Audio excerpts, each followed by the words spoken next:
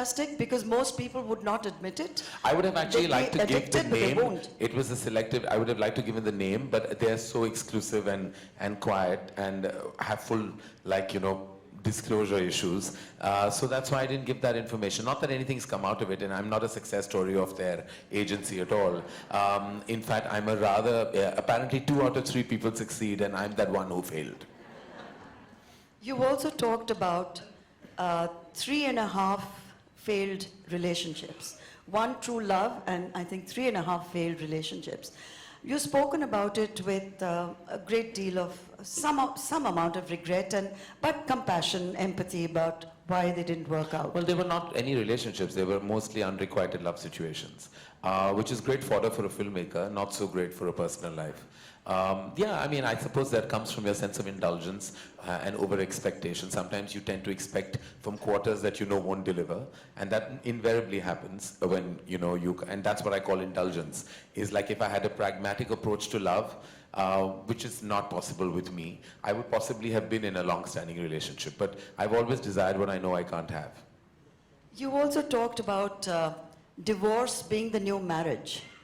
And throughout the book, there is a kind of a strand which keeps going back to infidelity.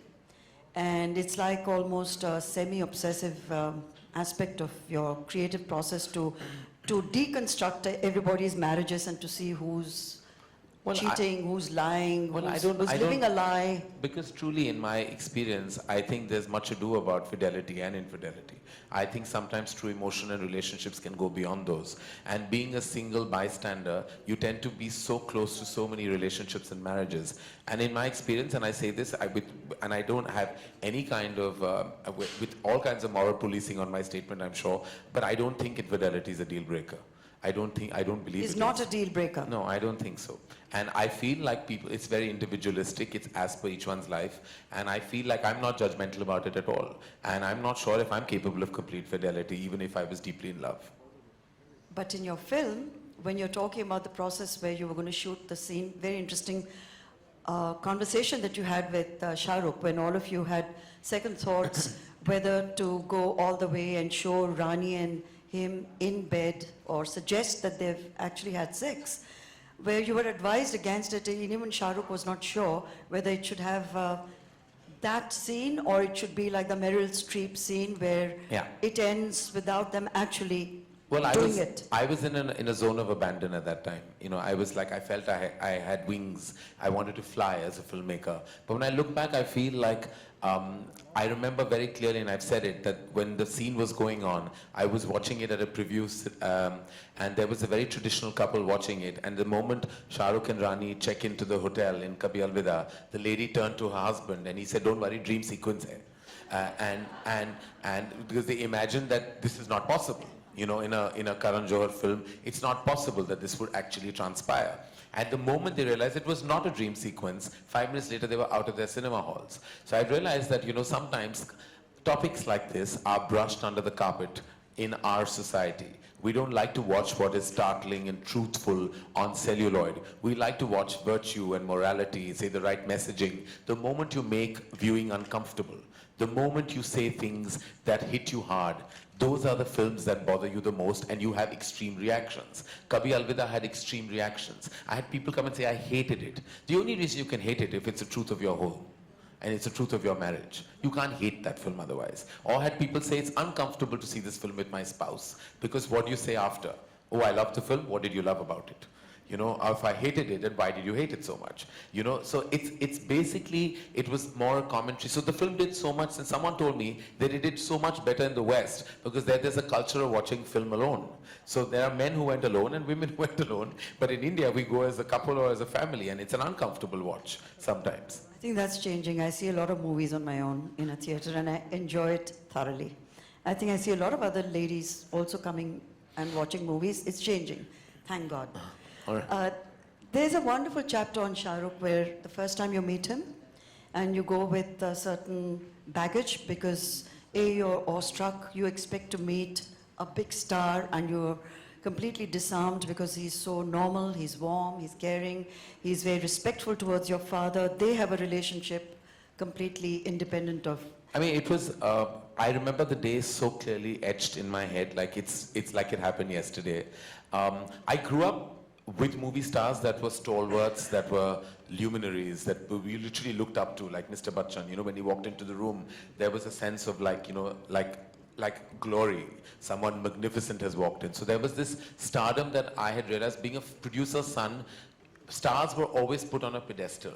We were always the poorer parties. We were the ones that had to kind of succumb to their stardom, look up to their, full of awe, because they were the ones who made the movies happen. So I grew up feeling movie stars were like unapproachable entities.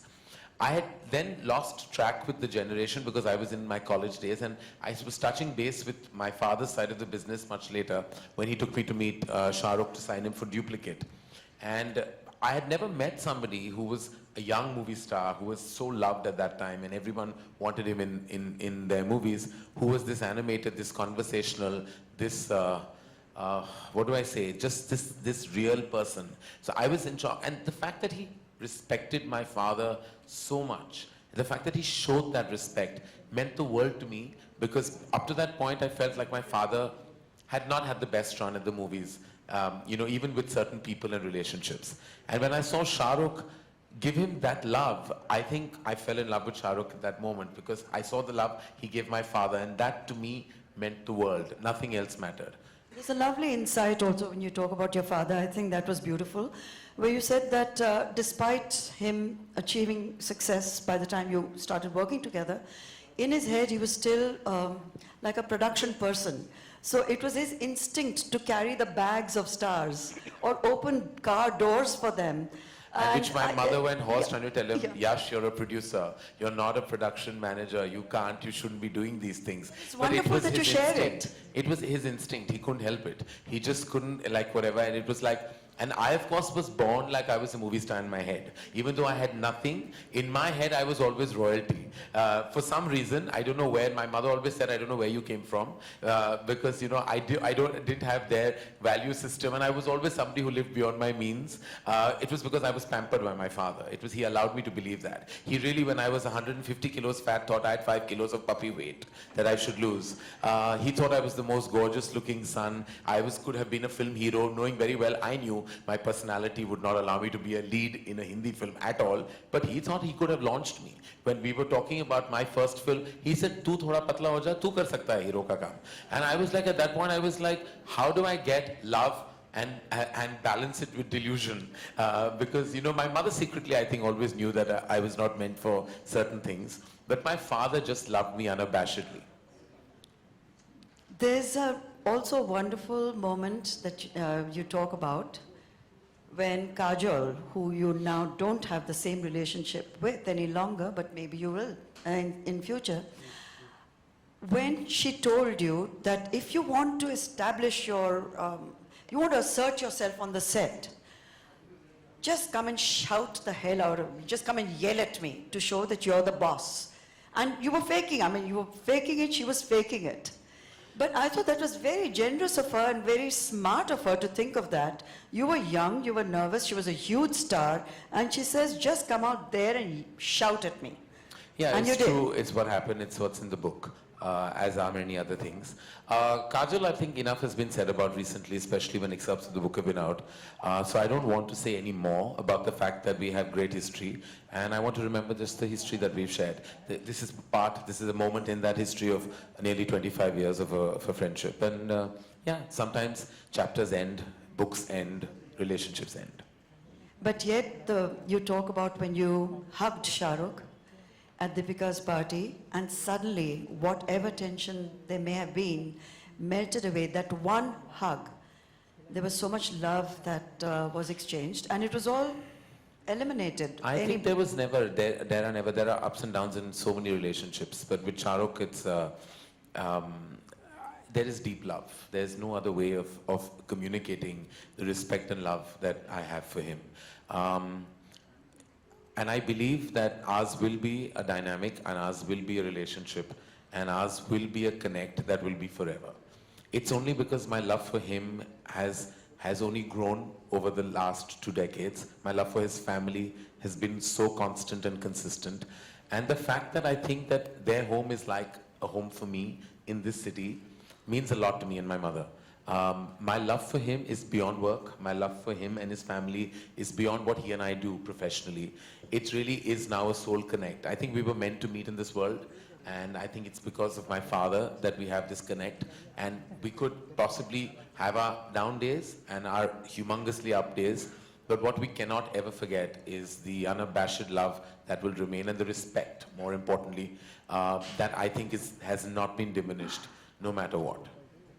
It has a lot to do with both of you being successful, very successful in your own right. You say that friendships in show business can only succeed if the two people involved are equally successful.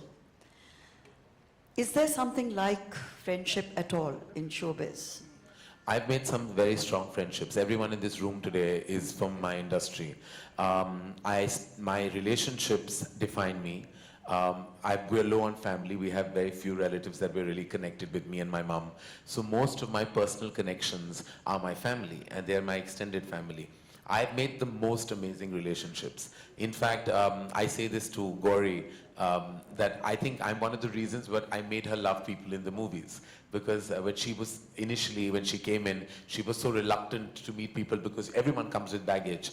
But some of my most deep equations and my most solid dynamics have been with people from the movies. So I think it's very unfair to say that relationships, yes, you go through ups and downs and there are always turbulent times. But I have to say that the soul and heart I found within the fraternity and the industry has been amazing, and I will cherish those relationships for the rest of my life. They're all still there in my life. In fact, I'm a very constant person. People who've been in my life for over 2.5 decades are still there in a very strong space. And finally, your book ends with your expressing a desire to perhaps adopt a child or have a surrogate child, and you talk about this child as your old age kind of policy, to insurance policy in old age. I think you have reason. I feel I have a nurturing quality in me, and I saw that most when I launched Alia, Varun and Sid. I felt like I can't let go of them even now.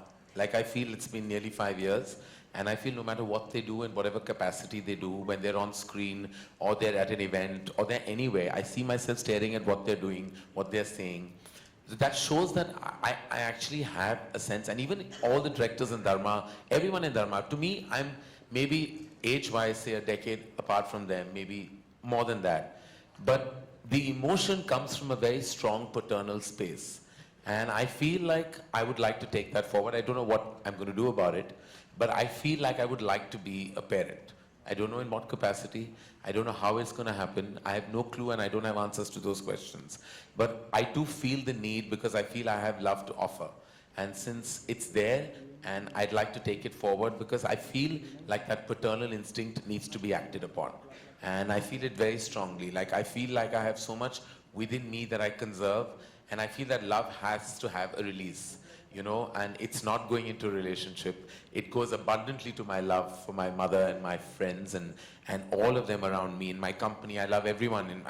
To me, I don't think any of them will realize how deeply moved I am that so many of them are here today, and what they mean to me in my life. I sometimes don't express it enough because it's within me, and I feel like that love within me needs to find a platform, and I think that platform could be a parent platform.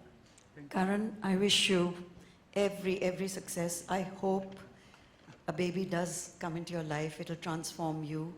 It transforms everybody who's ever had a child, and I can tell you that from experience. With 4 grandchildren now, I can tell you that with double experience. So, blessings all the way. Make it happen for yourself. We are very proud of you. We are very proud of the book.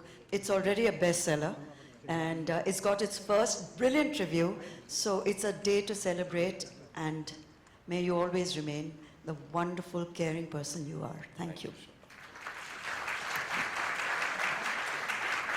Thank you so much, Shobha and Karan. I'd now like to invite Shah Rukh to come up and release the book formally and say a few words.